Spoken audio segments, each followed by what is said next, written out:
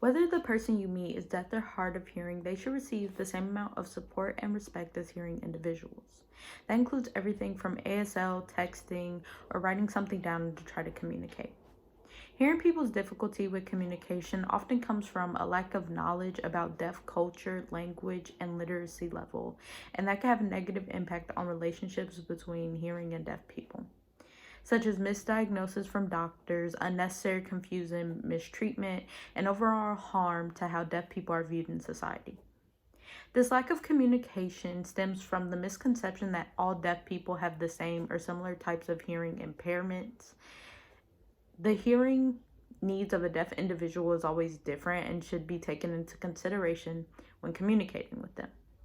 If someone becomes deaf later in life, they may not be completely fluent in ASL either. And even if the deaf individual can speak, hearing individuals shouldn't assume that their communication is always understood.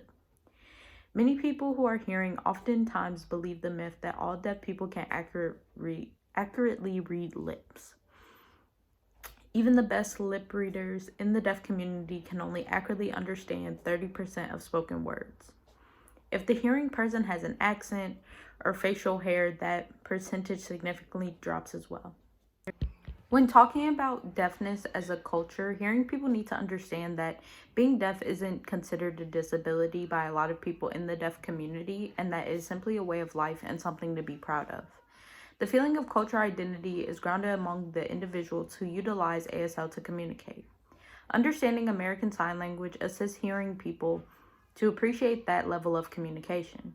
Rather than a simple translation of English into a visual form, ASL is a very different language that is recognized by numerous legislative and instructive associations. People throughout the world use different forms of sign language that could even be regional. There are events and even schooling options that allow deaf and hard of hearing people to communicate through their native visual language and avoid English-based text for communication. Now I will talk about the do's and don'ts when communicating with deaf individuals as a hearing person.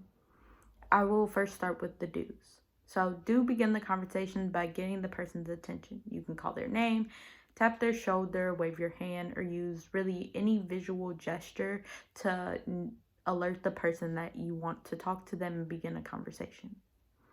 Always ask the deaf individual how they would prefer to communicate to make them comfortable and help improve the communication process, whether that be writing it down in a notebook, using a tablet, computer, phone, ASL, or an interpreter.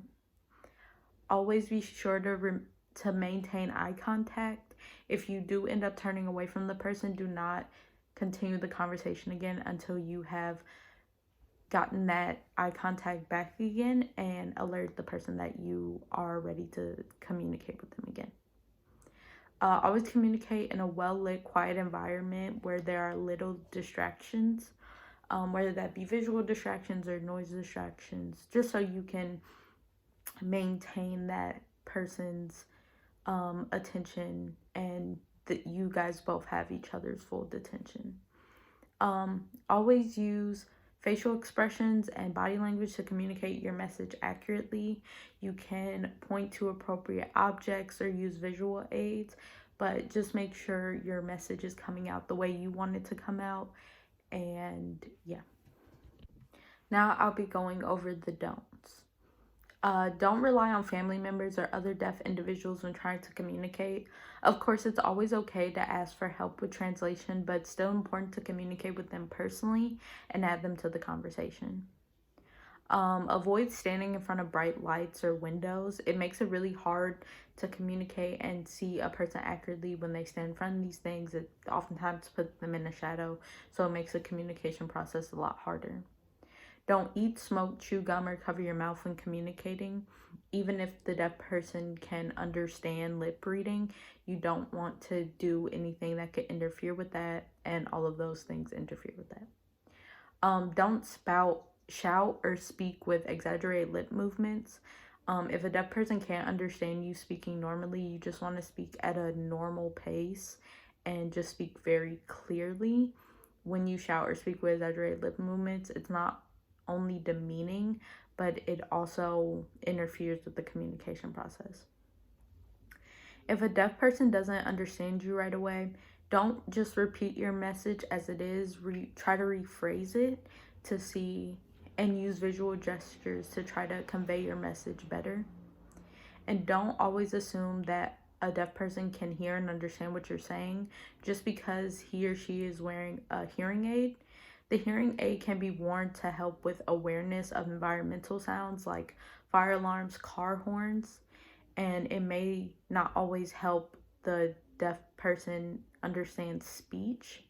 So be sure to always ask, like I said in the beginning, in the do's, what form of communication the deaf person is most comfortable with.